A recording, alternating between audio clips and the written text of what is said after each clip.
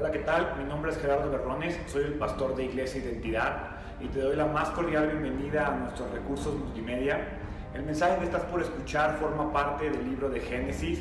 Te invito a que escuches todos y cada uno de los mensajes que vamos a preparar a lo largo de varias semanas.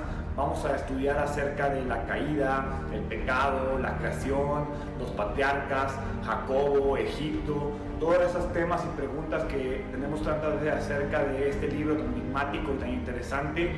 Estudiaremos verso a verso, capítulo a capítulo, los 50 capítulos contenidos en él, y estoy seguro que Dios te traerá revelaciones y bendiciones a lo largo de este estudio.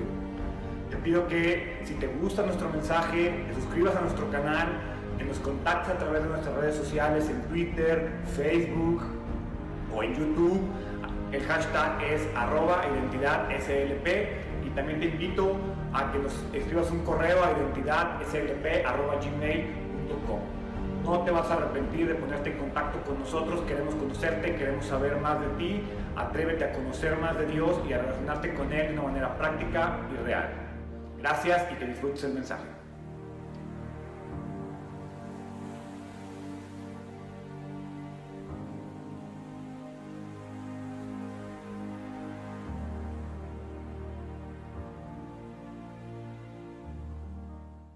Génesis capítulo 6, ¿sí? Génesis 6, ahí vamos a comenzar el día de hoy. La primera etapa de la historia de la humanidad, lo que hemos estado estudiando desde hace 6 semanas, es desde Adán hasta Noé. Esa es la primera etapa de la humanidad. El pecado comienza y la maldad y la violencia se generaliza tanto en esa etapa de la historia de Adán a Noé, que dice la Biblia que Dios se entristece de lo que está ocurriendo, ¿sí? Desde entonces vemos el enfoque del pecado y el efecto del pecado que tiene, o vamos a llamarle el efecto incorrecto que tiene el pecado en nuestras vidas. Es algo que tú y yo no podemos evitar. El pecado existe, el pecado es parte de nuestra naturaleza. Pero lo que muchas veces no mencionamos es lo que el pecado puede hacer en nuestras vidas. Entonces Jesús mismo en su enseñanza, si van a Mateo capítulo 24, no se vayan de Génesis porque ahí es donde vamos a estar todo el sermón, pero si van a Mateo capítulo 24, vemos a Jesús usando la historia de Noé y usando el comportamiento humano que ocurre en esa etapa para responder una pregunta de los discípulos acerca de la segunda venida. Es decir, los discípulos están escuchando a Jesús acerca de cómo va a volver y cómo va a volver en juicio y cómo va a volver a establecer su reino. Y entonces los discípulos le preguntan: Maestro, ¿y cómo vamos a saber que el juicio se acerca? Y Jesús les responde en Mateo 24, versículo 37. Cuando el Hijo del Hombre regrese, será como en los días de Noé. En esos días, antes del diluvio, la gente disfrutaba de banquetes, fiestas y casamientos, hasta el momento en que Noé entró en su barco. La gente no se daba cuenta de lo que iba a suceder hasta que llegó el diluvio y arrasó con todos. Así será cuando venga el Hijo del Hombre. Cuando Jesús enseña acerca de Noé en Mateo, lo que está haciendo son dos cosas. Número uno, y la más importante desde mi punto de vista, está demostrando y está diciendo que el diluvio es real, que es históricamente real. Dice, el diluvio ocurrió, por eso lo uso como ejemplo. Y les digo, vamos a estar exactamente como estábamos en aquella época, así vamos a estar y así van a pasar las cosas. Eso es lo primero que hace Jesús. Demuestra la historicidad del diluvio. Y número dos, lo que busca hoy en día y lo que provoca en mí leer Mateo 24, 37 al 39 es: oye, quiero saber un poquito más del diluvio. ¿Por qué? Porque Jesús mismo está diciendo que así como era antes del diluvio, así va a ser antes de la segunda venida de Jesús. Entonces, yo que estoy tan preocupado y afanado por el final de los tiempos y lo que va a pasar, si es que Jesús va a volver y Jesús va a volver a cumplir su promesa, pues tengo que dedicarme un poco a estudiar todo lo relacionado con Noé, cómo estaba la sociedad en aquella época, porque si la civilización de Noé es semejante a la de la conclusión de la historia, si dice ahí que la gente hacía las mismas cosas que la gente va a estar haciendo cuando Jesús vuelva, pues es muy importante para mí analizar cómo estaba la sociedad en los tiempos de Noé. Los hombres y mujeres de esta generación, ¿sí?, se caracterizan por la indiferencia, se caracterizan por el desprecio a lo que Dios dice. Tú pregúntale a la mayoría de la gente, piensa en tu círculo, vamos a llamar en las 15 o 20 personas más cercanas a ti. Y la realidad es que al menos vas a encontrar un grupo de personas que son indiferentes. Y cuando digo indiferentes, no siquiera me refiero que no vayan a la iglesia, porque hay mucha gente que va a la iglesia pero es indiferente a Dios. Porque simplemente va por cumplir o va porque siempre lo ha hecho. ¿Cómo sé si yo no soy indiferente a Dios? Es si Dios hace algo en mi vida. Si yo estoy haciendo algo diferente en mi vida por Dios. Si soy el mismo pelado que era cuando conocí a Dios, estoy siendo indiferente a Dios. Pero si Dios me está cambiando y Dios está haciendo algo diferente en mi vida, entonces no soy indiferente a Dios. Y la segunda característica, además de la indiferencia, es el desprecio, ¿sí? Porque hay gente que de plano sí dice, no, yo sí soy ateo. Y piensa en cuánta gente tú personalmente conoces y te relacionas con ellos que dicen ser ateos, o que dicen no creer, o que dicen despreciar lo que Dios dice, ¿sí? ¿Cuántas veces estás recorriendo tu Facebook o tu Twitter y tienes amigos que publican miles de cosas de desprecio a Dios?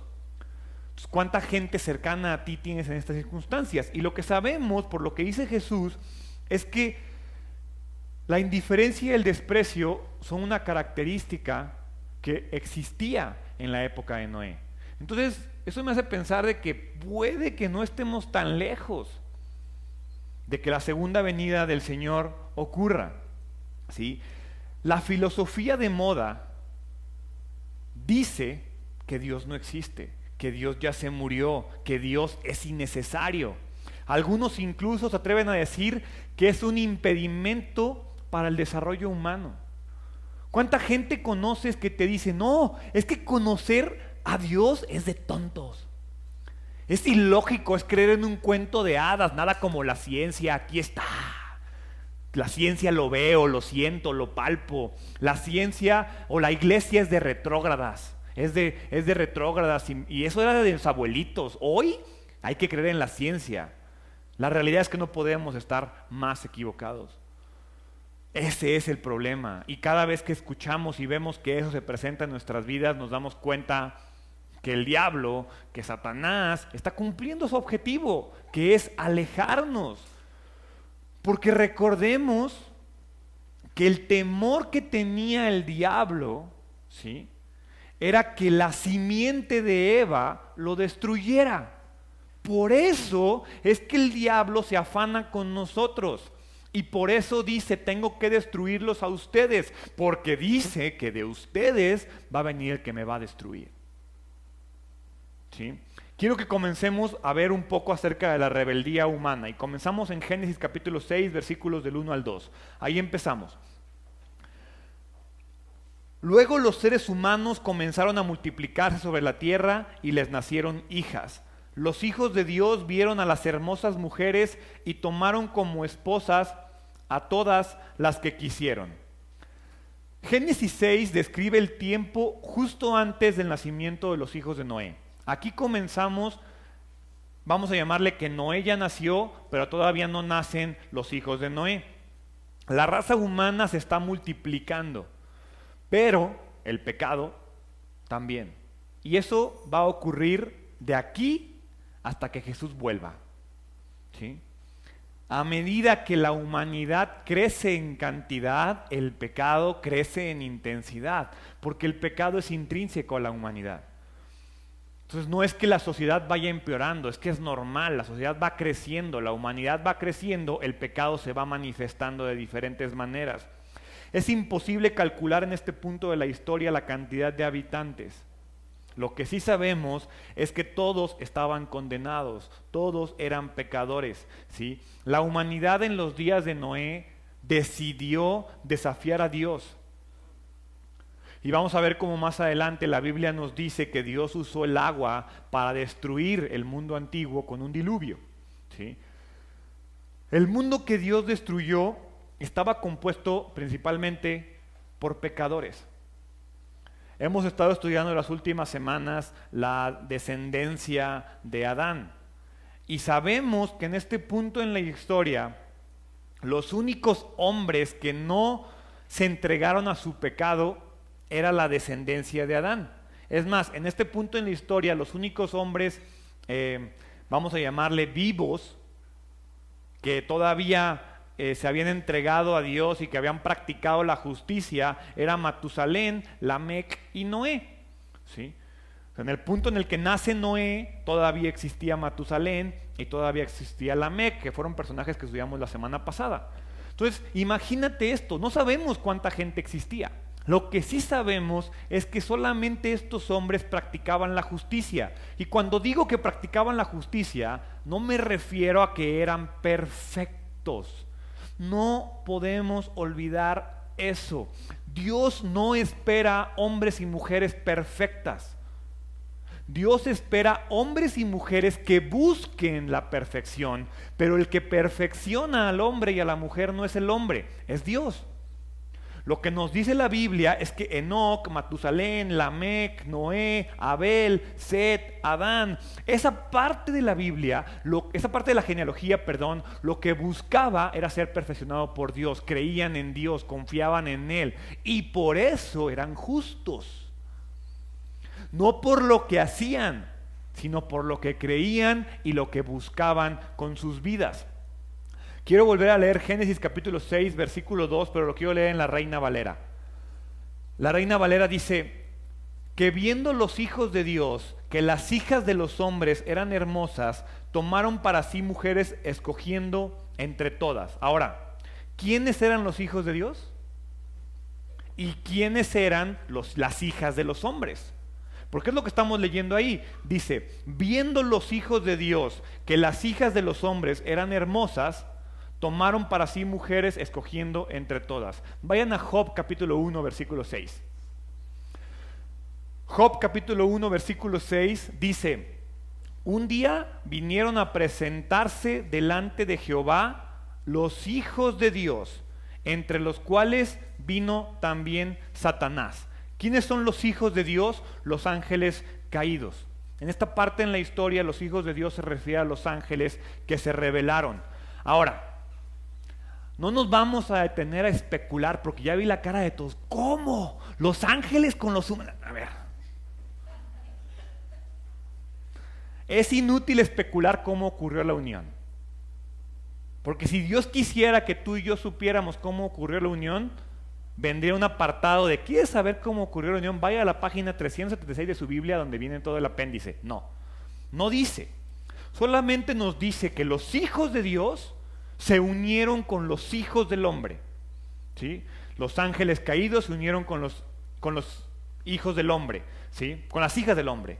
Entonces, lo que podemos deducir de esto es que Satanás envió a sus ángeles, a su ejército de ángeles caídos, con la intención de contaminar la genética humana, intentando que la raza humana no siguiera avanzando y que no fuera apta para dar a luz a la simiente que lo iba a destruir.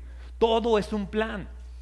La primera opción de Satanás no fue llegar y atacar a la humanidad, fue tratar de destruirla. Por eso envía a sus ángeles a tratar de destruir la simiente, ¿sí? Porque dice la profecía que la hija de la simiente de Eva iba a nacer el que iba a destruir a la serpiente. Entonces por eso Satanás está atacando a la humanidad de esa manera. Ahora vayan a Génesis capítulo 6, versículo 3. Continúa diciendo, entonces el Señor dijo, mi espíritu no tolerará a los humanos durante mucho tiempo, porque solo son carne mortal. En el futuro, la duración de la vida no pasará de 120 años. Dios es paciente. Eso no se nos puede olvidar. Yo creo que todos aquí hemos experimentado la paciencia de Dios. ¿Estamos de acuerdo?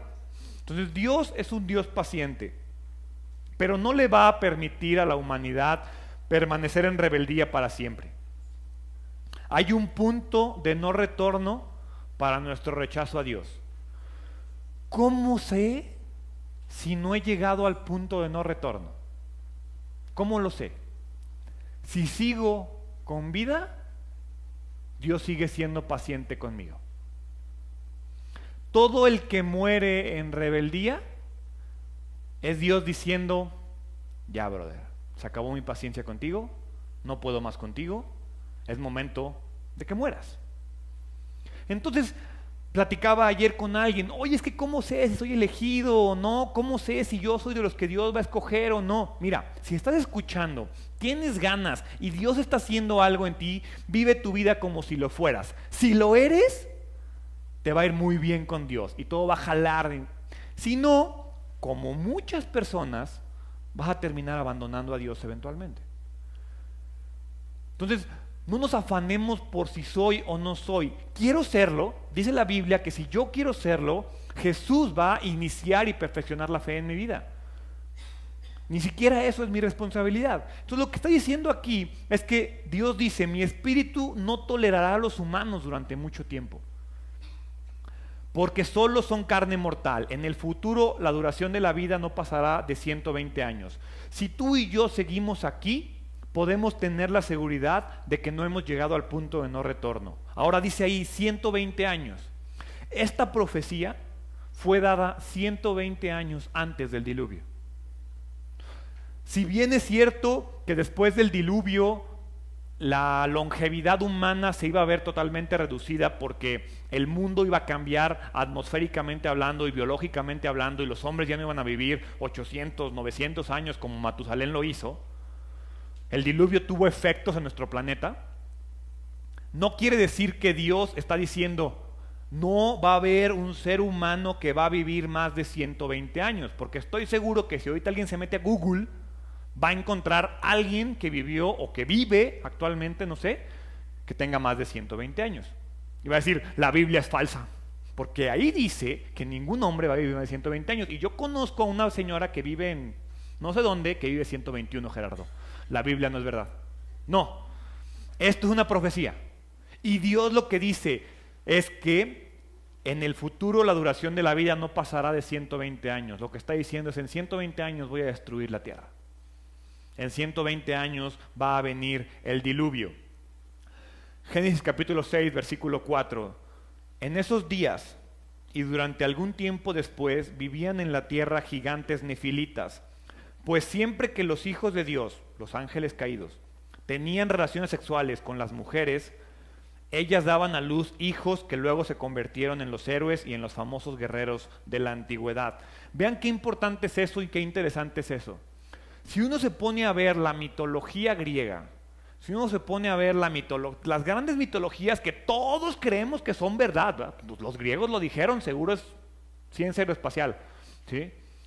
Y creemos a ciegas todo lo que un escrito que está encontrado de Aristóteles es ciencia. Pero no la Biblia. Dice ahí, los que luego se convirtieron en héroes y en los famosos guerreros de la antigüedad. Esos semidioses que vemos en la antigüedad, que vemos en los registros históricos de muchas civilizaciones antiguas, están basados en este versículo. Y no que leyeron la Biblia y dijeron, voy a inventarme un gigante. No, es que en realidad esos héroes y gigantes y seres poderosos en realidad existieron y por eso existe mitología al respecto de ellos, porque en verdad existieron, ¿sí?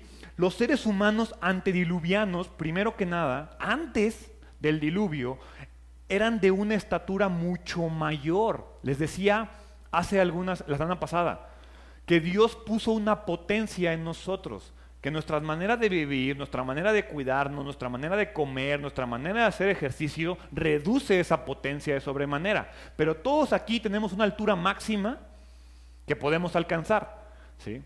No la alcanzamos porque no nos cuidamos y no hacemos las cosas como deberíamos. Previo al diluvio, cuando el planeta era perfecto y estaba perfectamente diseñado para que la humanidad viviera, la habitara, la altura de los humanos era mucho mayor, ¿sí? Lo mismo ocurría con los animales, ¿sí? De hecho, de ahí los descubrimientos que la paleontología ha hecho. Por eso hay cocodrilos gigantes y fósiles de cocodrilos gigantes. Y por eso hay reptiles gigantes y fósiles de reptiles gigantes. Y por eso hay huellas de pies humanos en la tierra con unas patotototas. No es un tema de evolución, es un tema de que efectivamente había hombres gigantes que caminaron sobre la tierra, ¿sí? Y efectivamente habría reptiles y cocodrilos y animalotes que caminaban sobre la tierra. ¿Por qué? Porque las condiciones de la tierra lo permitían. Después del diluvio, la cosa cambia. Y uno dice, ay, sí, ¿a poco desaparecieron los dinosaurios? ¿A poco desaparecieron los cocodrilos? ¿Cuántos animales han extinto desde que tú naciste? La Biblia no está peleada con la ciencia, ¿sí? Ahora, dice ahí gigantes, y dice una frase, dice, los gigantes nefilitas. Esta parte nefilitas procede del verbo nefal, que significa caer, ¿sí? La estatura de estos gigantes se debía probablemente a un cambio genético debido a la unión antinatural de un ángel con un ser humano. Ahora, el texto los llama héroes, los llama famosos guerreros. Ambos títulos fueron dados por el hombre, no fueron dados por Dios. Es normal, tú ves a un pelado grande y vas a decir, este cuate es un héroe, este cuate es un dios, este cuate es un ser mitológico, ¿sí? Estos héroes, como les dije, son los que proporcionan toda la base histórica que existe actualmente para toda la mitología. Que es así, la ves en clase de historia y no, seguro sí pasó. Continuamos en Génesis capítulo 6, versículo 5. ¿Qué pasa o qué hace Dios ante la rebeldía humana? El Señor vio la magnitud de la maldad humana en la tierra y que toda la gente pensaba o imaginaba. El Señor vio la magnitud de la maldad humana en la tierra y que todo lo que la gente pensaba o imaginaba era siempre totalmente malo. Ven el contraste.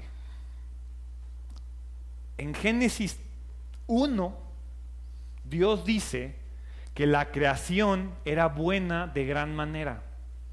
Le tomó 3 capítulos de la Biblia a la humanidad llegar a que todo lo que la gente pensaba o imaginaba era siempre y totalmente malo.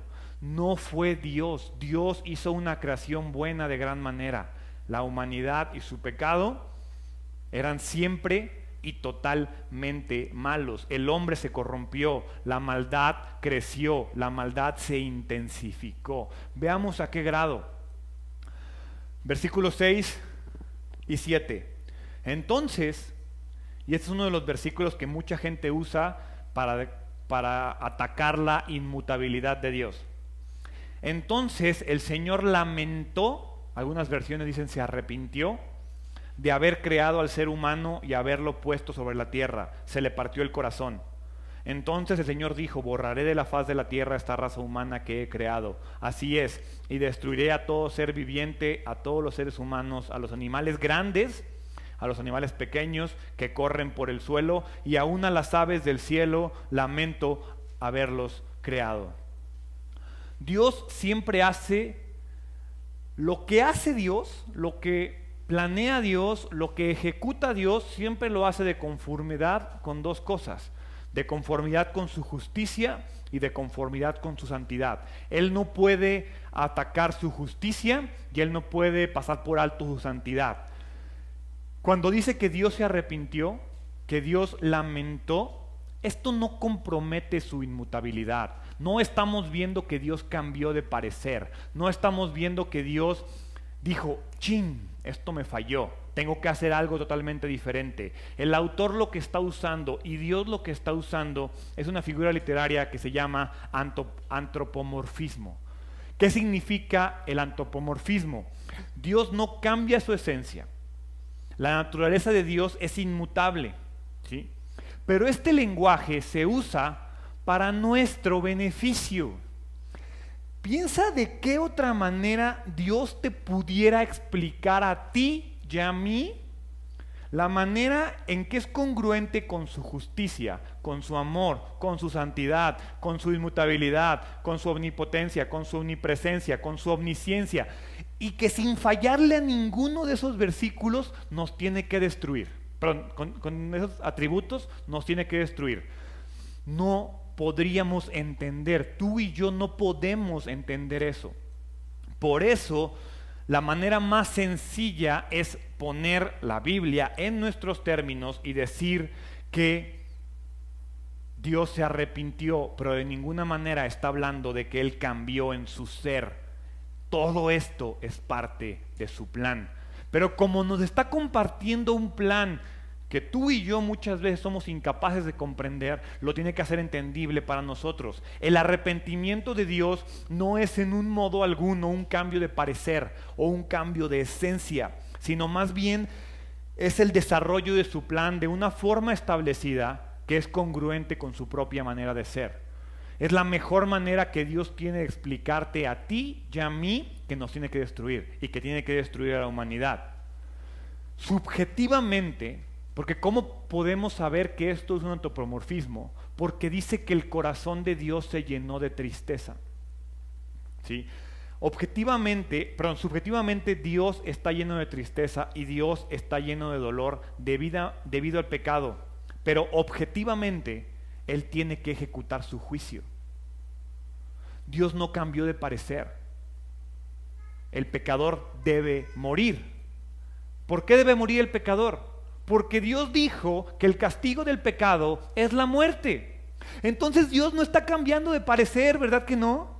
Dios lo que está diciendo es, ya estos cuates se pasaron con su pecado, ya fui demasiado paciente, tengo que ejecutar mi juicio, porque soy un Dios santo, porque soy un Dios perfecto y no puedo permitir que sigas viviendo en tu pecado.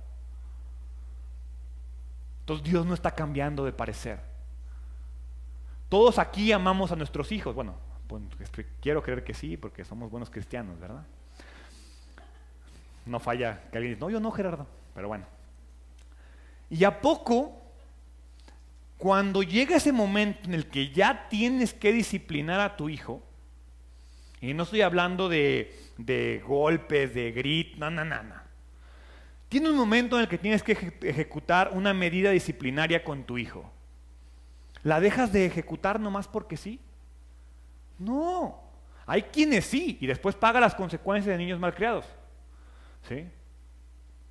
Pero cuando llega el momento de disciplinar a tu hijo, lo tienes que hacer porque tienes que ser congruente con lo que dijiste. Si tú le dijiste, hijo, si haces esto, pasa esto, y no lo haces, ¿qué pasa?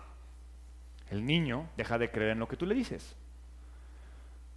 Pero si llega el punto en el que dices, hijo, si pasa esto y no lo haces, y entonces lo hace y tú cumples, ¿qué vas a decir el niño? Ay, mi papá sí me la cumplió. Eso es lo que está pasando con Dios. ¿Sí?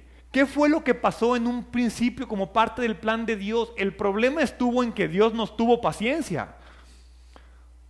Si Dios hubiera matado a Adán y Eva en el momento en el que agarraron el fruto y le dieron una mordida, pues volvemos a empezar, ¿no? Y vuelvo a comenzar y agarro unos nuevos y de la tierra hago otros más bonitos. Pero así no pasó, ¿sí? Dios fue paciente. ¿Y qué provocó?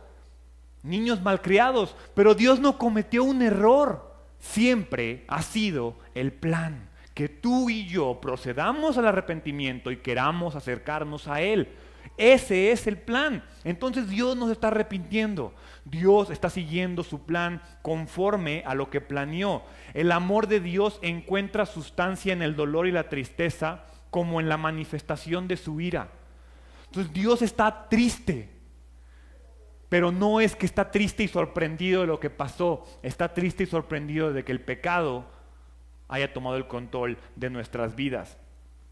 Génesis capítulo 6, versículo 8, continúa y dice, pero Noé encontró favor delante del Señor.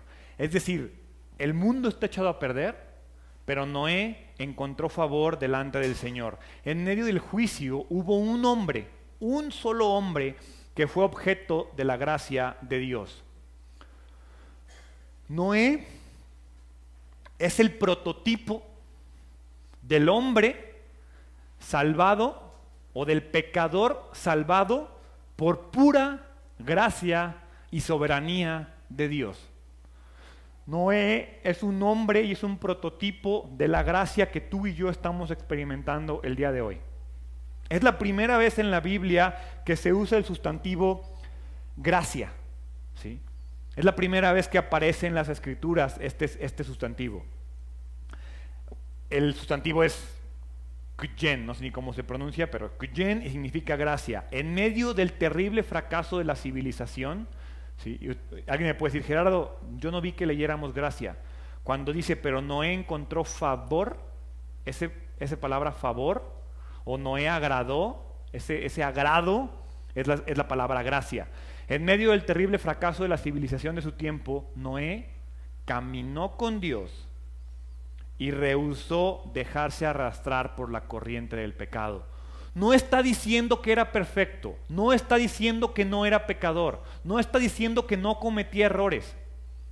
Lo que está diciendo solamente es que encontró gracia en Dios porque él caminaba con Dios, porque vivía una vida con Dios. ¿Cuál fue el remedio en los días de Noé? ¿Cuál fue el remedio de Noé? Porque Dios no abandonó a aquella civilización. Por el contrario, Dios dice, tengo que aferrarme a mi creación y tengo que amar a mi creación y le voy a dar gracia a este hombre que decide seguirme y que decide caminar conmigo. Dios planeó y preparó el arca para liberar a Noé y a su familia. Hoy, el único remedio para que tú y yo seamos salvados no es un arca. Cuando venga el segundo juicio, no va a haber un barcote, no va a haber una nave espacial que nos saque de aquí, no va a haber un búnker que nos proteja del fuego que venga del cielo. No va a existir eso, ¿sí? Lo que va a existir es el único refugio al que tú y yo podemos aferrarnos desde hoy, que se llama Jesucristo. Él, al igual que el arca, fue preparado y planeado por Dios de la misma manera. Solo en Cristo el pecador puede encontrar su propio refugio seguro. Así como Noé y su familia encontraron en el arca el refugio para ser salvados del diluvio, tú y yo vamos a poder encontrar nuestro refugio en Jesús. Jesús es nuestro refugio. Ahora, si vamos al versículo 9, dice, este es el relato de Noé y su familia. A partir de ahí comienza el relato. Recordemos que cada vez que Génesis va a comenzar una nueva historia, dice, este es el relato de. Ya pasamos el relato de Adán, ya pasamos el relato de la creación del mundo, ahora estamos viendo el relato de Noé y su familia. Dice ahí, Noé era un hombre justo, la única persona intachable que vivía en la tierra en ese tiempo y anduvo en íntima comunión con Dios. Ahí está la clave. Fue un hombre justo, la única persona intachable que vivía en la tierra en ese tiempo y anduvo en íntima comunión con Dios. Noé fue padre de 3 hijos, Sem, Cam y Jafet. Comienza el relato de Noé y su familia y este relato se va a extender hasta el capítulo 9. Ahora, Noé era un varón justo, Noé era un varón intachable, Noé era un hombre que vivió en íntima comunión con Dios, pero veamos que fue un hombre justo, intachable y que vivió en íntima comunión con Dios en medio de una sociedad echada a perder. ¿Qué nos está diciendo Dios aquí? No hay pretexto. Tú no puedes justificar tu rebeldía. Tú y yo no podemos justificar estar alejados de Dios porque el mundo está alejado de Dios, porque la sociedad está alejada de Dios. Noé nos está poniendo el ejemplo desde aquí que ese no es un pretexto. Solo él y su familia, dice la Biblia, que seguían los caminos de Dios. Piensa eso. Solo 8 personas fueron salvadas del diluvio. Y 7 de ellas fueron salvadas del diluvio no por lo que hicieron ellas, sino por lo que hizo Noé. Porque Noé salvó a su familia por su fe y su testimonio. Y la verdad es que yo estaba leyendo eso y dije, ¿qué hace mi fe por mi familia? Si hoy fuera el diluvio, si hoy fuera, no el diluvio, si hoy viniera Jesús, ¿pasaría algo como lo que pasó aquí? Dios diría, por la fe de Gerardo, se salva su familia. O más bien diría, pues me llevo a tu familia, pero Gerardo se queda atrás porque la fe como que no le funciona tanto. ¿Ven lo impresionante que es esto? El poder de la fe de Noé salvó a su familia. ¿Qué está haciendo tu fe por tu familia? La razón por la que Noé agradó a Dios y por la cual fue declarado justo no fue por sus obras, fue por su fe. Hebreos 11:7 vuelve a aparecer Noé como un héroe de la fe. Hebreos 11:7 dice, fue por la fe que Noé construyó un barco grande para salvar a su familia del diluvio en obediencia a Dios, quien le advirtió de cosas que nunca antes habían sucedido. Por su fe, Noé condenó al resto del mundo y recibió la justicia que viene por la fe. Ve lo que dice ahí, Por su fe, Noé condenó al resto del mundo. ¿Cómo? ¿Sabes qué pasó? Noé está diciendo, sí se puede. No hay pretextos. ¿Y sabes qué es lo malo, onda? Que mientras haya uno que demuestre que se puede vivir con Dios en fe, todos los demás ya nos cargó el payaso. Y eso es lo que está pasando aquí. Por su fe, Noé salva a su familia y condena al mundo. Yo hago ese cambio cuando sea, Si Dios llega y me dice, Gerardo, por tu fe salvas a tu familia y condenas al mundo, claro, ¿dónde firmo y cómo le hago? ¿Sabes cuál es el problema? Que eso está haciendo Dios en tu vida.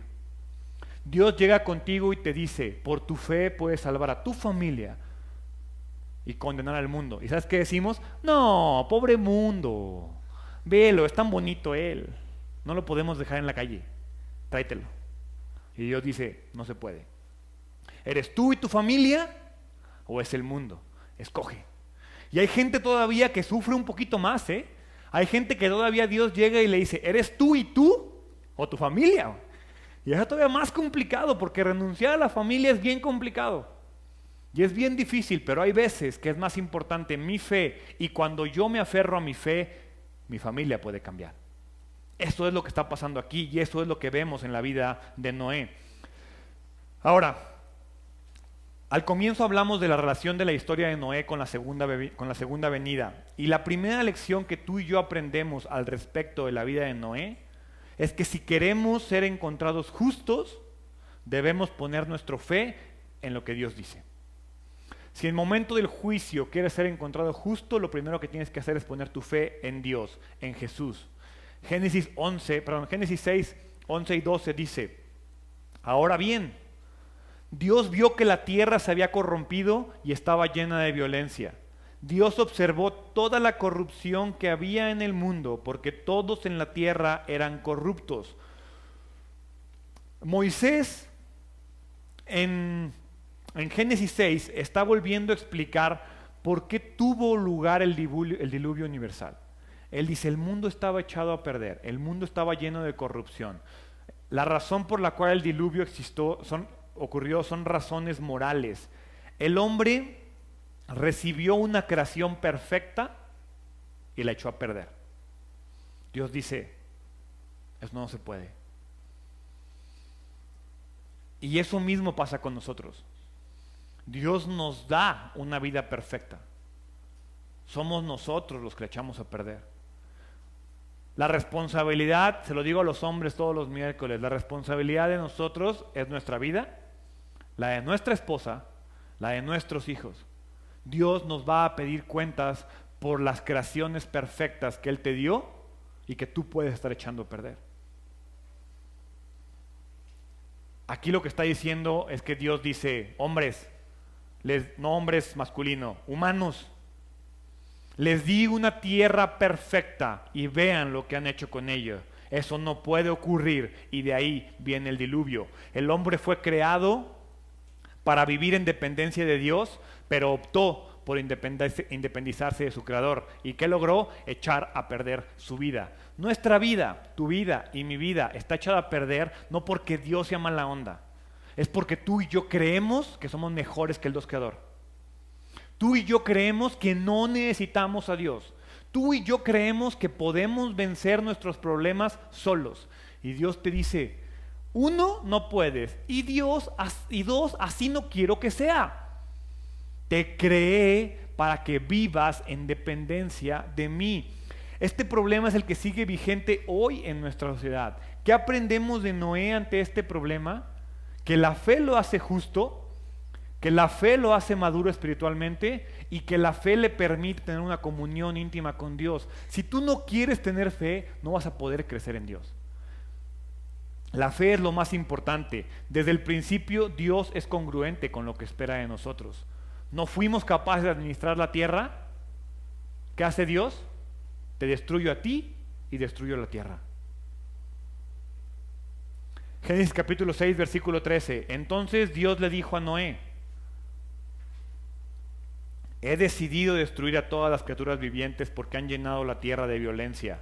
Así es, los borraré a todos y también destruiré la tierra. Dios habla a Noé, le anuncia la destrucción y le anuncia la razón de lo que va a hacer. Dios decide destruir la tierra que ya se encontraba en un avanzado estado de destrucción. Lo único que hace Dios es acelerar el proceso. Y lo mismo va a hacer cuando Dios venga. Dejar de tomar popotes sí ayuda, pero el mundo se está destruyendo. Y no estoy diciendo que de aquí nos vayamos, como Gerardo dijo que el mundo está destruyendo a partir de ahora desechables, y ya no afino el carro y echo a perder la tierra, pero total, ya se está destruyendo. No, hay que ser responsables y hay que ser buenos administradores. Pero tú y yo no podemos detener la autodestrucción del mundo, porque el mundo se está autodestruyendo por nuestros pecados. Y entonces lo que Dios hace es, va a llegar un punto en el que Dios va a llegar y va a decir, a ver ya chavos, su mundo ya. Y en ese momento va a ser la segunda venida y Él va a destruir el mundo y Él va a volver a hacer las cosas, tal cual ocurrió en el diluvio. Dios le revela su plan a Noé. ¿Por qué a Noé? ¿Por qué a Noé le dice qué va a hacer y por qué lo va a hacer? Por una sencilla razón, Noé vivía en comunión con Dios. Tú y yo no sabemos lo que Dios espera de nosotros, no porque Dios permanezca callado con nosotros, es porque tú y yo no tenemos la comunión adecuada con Él. Y entonces en el versículo 14 comienza la descripción del arca de Noé. Dice, construye una gran barca de madera de ciprés y recúbrela con brea por dentro y por fuera para que no le entre agua. Luego construye pisos y establos por todo su interior. Haz la barca de 138 metros de longitud, 23 metros de anchura y 14 metros de altura. Deja una abertura de 46 centímetros por debajo del techo alrededor de toda la barca. Pon la puerta en uno de los costados y construye 3 pisos dentro de la barca, inferior, medio y superior. Dios instruyó a Noé en la construcción de una nave diseñada no para navegar. El arca de Noé no era un barcote con un timón y iba ahí Noé surcando las olas. No, esto era un artefacto que su única intención era flotar. ¿Por qué creen? Porque Noé no iba a llevar a buen puerto el arca. Dios iba a llegar a buen puerto el arca. Todo es voluntad de Dios. Dios es el que estaba moviendo el arca y moviendo las cosas. Lo único que tenía que hacer Noé era una cosa, que no se hundiera. ¿Y sabes qué? Es lo mismo con nosotros. Nuestra labor es crear nuestra vida de una forma que tú y yo no la echemos a perder. Con que tú y yo no echemos a perder nuestra vida, Dios se encarga de llevar nuestra vida al lugar donde tenga que llegar nuestra vida. Pero ¿sabes qué? Pasamos demasiado tiempo echando a perder nuestra vida. Pasamos demasiado tiempo construyendo un timonzote, intentando construir un artefacto que nos permita dominar nuestra vida cuando somos incapaces de hacerlo. Y no porque seamos tontos, sino porque Dios no pretende que sean las cosas así. Por eso Dios pretende que le entregues el control de tu vida. Y Dios te va a mostrar por dónde, y Dios te va a mostrar a dónde llegar. Dice ahí que recubrió con brea el arca, por dentro y por fuera, ¿sí? Este tema de cubrir el arca con brea es la primera referencia a la doctrina de la expiación. ¿Qué es la expiación? El cubrir los pecados.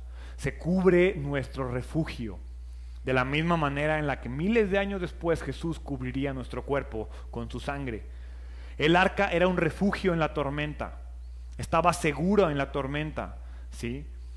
¿Y por qué estaba seguro en la tormenta? Porque Noé la recubrió con brea. Porque siguió la instrucción, el agua no se podía meter. Del mismo modo, tú y yo estamos seguros en la tormenta porque estamos cubiertos por la sangre de Jesús. Todo está relacionado. No se le ocurrió algo a Moisés y después algo a Mateo y después algo a Juan. El autor es el Espíritu Santo. Todo viene relacionado. Desde Génesis hay una lógica detrás de Génesis. Ahora, el arca era de un gran tamaño y uno pudiera pensar cómo es que se mantuvo a flote. Pero la verdad es que se han hecho experimentos científicos, para que me crean. Se han hecho experimentos científicos y dice que este diseño que viene en la Biblia era hidrodinámicamente una caja gigantesca capaz de flotar. Se han hecho pruebas, ¿sí? Y se han hecho experimentos que te prueban que sí, esta cosota gigante era capaz de flotar. Y la verdad es que hay gente que, ay, sí, ¿cómo es posible que haya flotado? Pero vemos un crucero así gigante y eso no nos genera dudas que flote. Te subes y lo disfrutas. El arca era capaz de flotar. El arca estaba diseñada de tal manera que podía inclinarse hasta 90 grados sin hundirse. No era un barquito ahí que a Noé se le ocurrió. Era científicamente capaz de flotar y de soportar la tormenta que estaba ocurriendo. Su espacio interior equivalía a 39.500 metros cúbicos. Y yo sé que todos sabemos cuánto es un metro cúbico, pero para los que no sepan, para los que nos están viendo en internet, porque ellos no saben, equivale más o menos a 522 vagones de tren, de los normales, de los que hoy en día vemos, de 20 o de 40 pies, creo que eran de 20 pies, ¿sí? De los grandotes, ¿sí? No era una cosita chiquita. ¿Y cómo metió a todos los animales ahí? No es posible. No. 522 vagones normales. El arca era lo suficientemente grande para meter una pareja de todos los animales y la comida que iban a necesitar. ¿Sí? Versículo 17. Mira, estoy a punto de cubrir la tierra con un diluvio que destruirá a todo ser vivo que respira. Todo lo que hay en la tierra morirá. Pero confirmaré mi pacto contigo, así que entren en la barca tú y tu mujer y tus hijos y sus esposas. Dios le da a conocer a Noé su plan y la forma precisa en la que va a ocurrir el juicio. El texto es enfático acerca de la soberanía de Dios y de que el juicio viene de Él. Siempre dice, voy a mandar un diluvio, voy a destruir la tierra. No dice, a ver qué pasa. Siempre Dios dice, va a pasar esto, voy a hacer el otro, ¿sí? Pero dice ahí que va a establecer un pacto. Y lo sorprendente es que es la primera vez que aparece la palabra pacto en la Biblia. Noé va a ser el portador de las promesas mesiánicas. ¿Por qué era importante dejar a un hombre vivo? ¿Por qué no destruyó la tierra y volvió a comenzar de ceros con un nuevo bebé o con una nueva creación? ¿Por qué era importante que Noé, que conocía la promesa del Mesías, siguiera vivo para que esta promesa mesiánica siguiera existiendo? Era su responsabilidad llevarla al resto de la tierra, llevarla al mundo postdiluviano. Pero vean lo que dice, confirmaré mi pacto. Noé no conocía el pacto. El pacto que hace con Noé lo hace después de la tormenta. ¿Cuántas veces Dios te dice hay que pasar por la tormenta y al final te digo cómo le hacemos? ¿Y qué haces tú? Ah, no, dime antes. No te preocupes, te voy a dar un arca, te vas a meter, ni te vas a mojar, no te preocupes, te voy a llevar, al final te digo por qué lo hice. No, dime antes, Dios. Y nos ponemos a pelear con el Dios soberano. El pacto de Noé dice ahí, después te digo cómo lo hacemos, ¿eh? Y Noé dijo, va, te creo, confío en ti. Y vean esto, creo que va a llover. Noé no sabía lo que era la lluvia. La lluvia no existía en este punto de la historia. Y aún así decidió confiar. Noé creyó en un diluvio cuando no había visto la lluvia. Y creyó en un pacto cuando no conocía los términos. Esa es la fe de Noé. Esa es la fe salvadora. La que cree en lo que no ha visto que ocurre. Y la que cree aunque no sabe lo que va a pasar después. Eso es lo que espera Dios de nosotros. Estos dos versículos revelan la impresionante fe de Noé y también revelan por qué su fe era justa y retributiva hacia Dios, hacia Noé. Versículos del 19 al 22. Mete en la barca junto contigo a una pareja macho y hembra, de cada especie animal a fin de mantenerlos vivos durante el diluvio, una pareja de cada especie de ave, de animal y de animal pequeño que corre por el suelo vendrá a ti para mantenerse con vida. Y asegúrate de llevar a bordo suficiente alimento para tu familia y para todos los animales. Entonces Noé hizo todo exactamente como Dios se lo había ordenado. Subrayen ese versículo, es el más importante de todo. Entonces Noé hizo todo exactamente como Dios se lo había ordenado. Dios ordenó que tomasen a 2 de cada especie para preservar la vida animal. La mayoría de los animales introducidos en el arca eran pequeños, ¿sí? No era una tarea imposible. Se cree que probablemente el número total de animales en el arca pudo haber superado los 72,000 animales. Trata de meter 72,000 animales en 522 vagones y sí se puede. Ponte a echar matemáticas. Yo lo hice, más o menos. Toda esta labor fue dirigida por Dios. Noé no andaba, perrito, vente, león, hazme caso, rinoceronte, te estoy esperando, tiranosaurio rex, vente. No. Así no andaba. Y no andaba con un elefantote, hazme caso. No, el elefante nace y está chiquito. Pues cabe en un espacio un poquito más chiquito. El velociraptor también. Nacen chiquitos, hacen un huevo, como así, no tan grandote. ¿En qué lugar vemos que la Biblia dice que metió animales adultos, desarrollados, a la barca? Eso lo vemos en los dibujos que leemos donde va el rinoceronte y el elefante así grandote. Eso es invento nuestro. ¿Sí? Aquí Dios dice, mete parejas de animales, hombres y machos. No te dice adultos, no te dice jóvenes, ¿sí? Todos los animales entraron al arca. Todo fue dirigido por Dios. Dios llevó a los animales. Dios escogió qué pareja. No, lo único que hizo fue construir el arca y decir, Dios, ahí está lo que me pediste, ahora es lo tuyo. ¿Y qué crees? Lo que Dios pidió que pasara, ocurrió, ¿sí? Ahora, quiero terminar haciendo hincapié en ese versículo 22 que les decía, porque eso es lo importante. ¿Cómo metió los animales? Venían dinosaurios, pterodáctilos, tiranosaurios, rex, hormigas, tiburones, o esos, no, yo creo que se quedaron en el agua. ¿Cómo le hizo Dios? Eso no es lo importante, ¿sí? Lo importante es que nos demos cuenta que es posible que ocurriera. Lo importante es que al final este versículo 22 lo que hace es resaltar la obediencia de Noé y el resultado de su fe. En medio de la rebeldía de la sociedad, Noé es levantado por su fe. El plan era de Dios. El instrumento a través del cual Dios lo dio a conocer y Dios lo ejecutó fue Noé.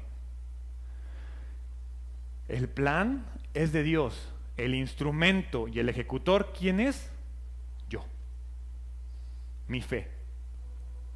Quiero creer, obedezco. Quiero sobrevivir, obedezco.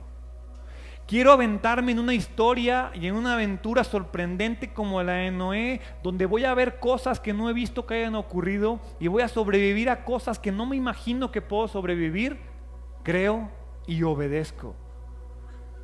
Génesis 6 comienza el registro de la historia de Noé, pero lo más destacado es que Noé caminó con Dios y caminó con Dios por fe y obediencia. Puso su confianza en Dios, no en la burla de la gente. Porque imagínate lo que pasaba. Noé, ¿qué estás haciendo? ¿Por qué un barco? aquí en medio de la nada. Va a llover, decía Noé. Nos vamos a inundar. Y la gente, ¿estás loco? Aquí no llueve. Es más, ¿qué es eso que dices? ¿Cómo que va a caer agua del cielo? Nunca ha caído. La gente se burlaba, la gente lo atacaba, la gente se rebelaba, ¿sí? Pero ¿sabes qué hizo Noé? ¿Y qué lo separó del resto? ¿Y por qué Noé fue diferente? Y olvídate de que sobrevivió. Noé fue diferente y Noé hoy en día sigue siendo un personaje famoso y se hacen películas al respecto de él. Es porque decidió poner toda su confianza en Dios. Dios rechazó y destruyó a una generación maligna y perversa, que rechazó el mensaje de perdón, que rechazó el mensaje de salvación, porque Dios les dijo, ya pecaron Adán y Eva, pero no se preocupen, confíen en mí. De ustedes van a ser la simiente que va a destruir al diablo. ¿Y qué hicieron ellos? Hubo rebelión, hubo falta de confianza en Dios. El centro de la historia, y de hecho el mensaje se llama así, el secreto para sobrevivir, está maravillosamente ilustrado en la vida de Noé y lo vamos a ver durante las siguientes semanas que veamos a detalle su vida. Noé, número 1, fue escogido y salvado por gracia, por favor. Él no se lo merecía. ¿Sí? Él, como fue escogido y fue seleccionado por Dios, estableció una relación justa con Dios. Confió en Él, ¿sí? Caminó con Él, practicó la fe, practicó la justicia, fue un ejemplo para su familia. Su esposa y sus hijos fueron salvos. Y no que ellos no tuvieran que creer para ser salvos, pero la fe de su padre fue tan fuerte y fue tan grande que sus hijos y su esposa fueron movidos a la fe. Padres, ¿tu fe está moviendo a tus hijos a la fe? Esposos, ¿tu fe está moviendo a tu esposa a la fe o ella te trae a la fuerza a la iglesia? El problema aquí no es cómo metió todos los animales al arca y cómo la mantuvo en flote y se llenó todo, solo fue una parte. Eso no es lo importante. Lo importante es entender que si por fe le entrego mi vida a Dios y confío en Él, voy a salir adelante en la tormenta. Voy a sobrevivir el juicio, voy a sobrevivir el diluvio. A pesar de la burla, voy a seguir adelante. ¿Cómo? Obedeciendo. ¿Cómo? Creyendo. ¿Cómo? Confiando. Gerardo, no es cierto. ¿Ya lo hiciste? ¿Ya en verdad confiaste y le entregaste tu vida o sigues diciendo que lo haces y no lo haces? Porque hay una gran diferencia. Noé no le probó su fe a Dios diciéndole, órale Dios, creo. Oye Dios, te encargo el arca, ¿no? Quiero que quede como así, quiero que más... No. Noé le dijo a Dios, creo. ¿Y entonces qué le dijo Dios? Te encargo un arca. Y mete los animales, y mete la comida, y encárgate de que cada animal ahí adentro sobreviva. Es tu responsabilidad. Tú confía, tú actúa, yo me encargo. Esa es la diferencia. Noé invirtió tiempo, esfuerzo, recursos en construir el arca. No le dijo a Dios, Dios, constrúyela. ¿Me quieres salvar? Sálvame. Llévame, méteme al arca y a mi familia y a mis animales y mete el alimento y a ver cómo le haces. ¿Verdad que no? Noé trabajó a pesar de la burla, a pesar del ataque, le metió tiempo, recursos, dinero. Pero la lección aprendida y la lección práctica que tú y yo debemos tener en este momento es que no hay ninguna inversión que se haga por Dios que quede exenta de recompensa. Noé por fe invirtió tiempo, recursos, su vida entera la entregó en esta misión. Confió que Dios iba a hacer conforme a lo que le dijo. ¿Y sabes qué pasó? Dios hizo exactamente lo que le dijo que iba a ocurrir. Y eso fue lo que le agradó a Dios. Noé no encontró agrado en Dios previo a. El agrado lo tuvo porque Dios sabía que podía confiar en Noé. Dios sabe que puede confiar en ti. ¿Estás preparado para cumplir la obra que Dios ya planeó para ti?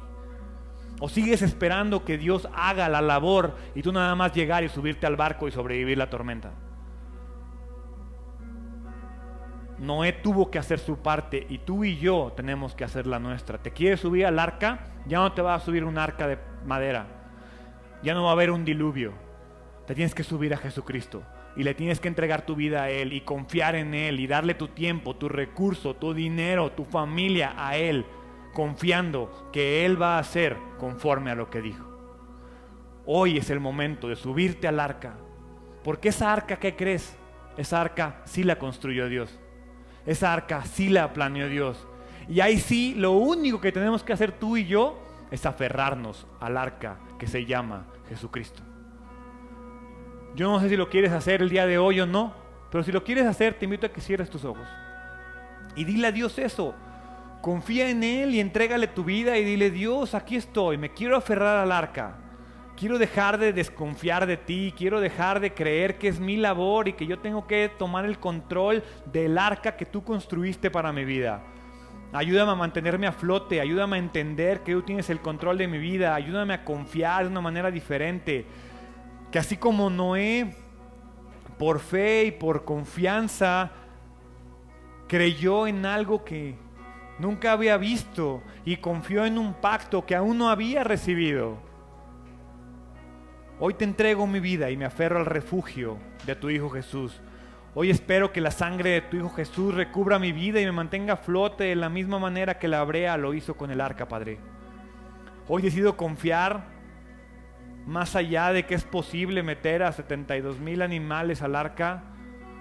Hoy decido confiar de que es posible que tu Espíritu Santo entre en mi vida y trabaje en mí, de que hoy puedo subirme a ti. Hoy puedo confiar en ti y entregarte mi vida.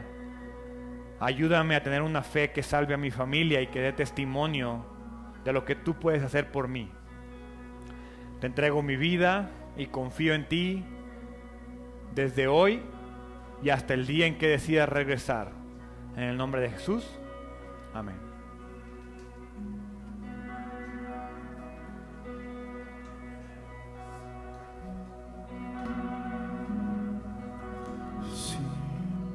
Y Él es el agua que al beber nunca más tendremos sed.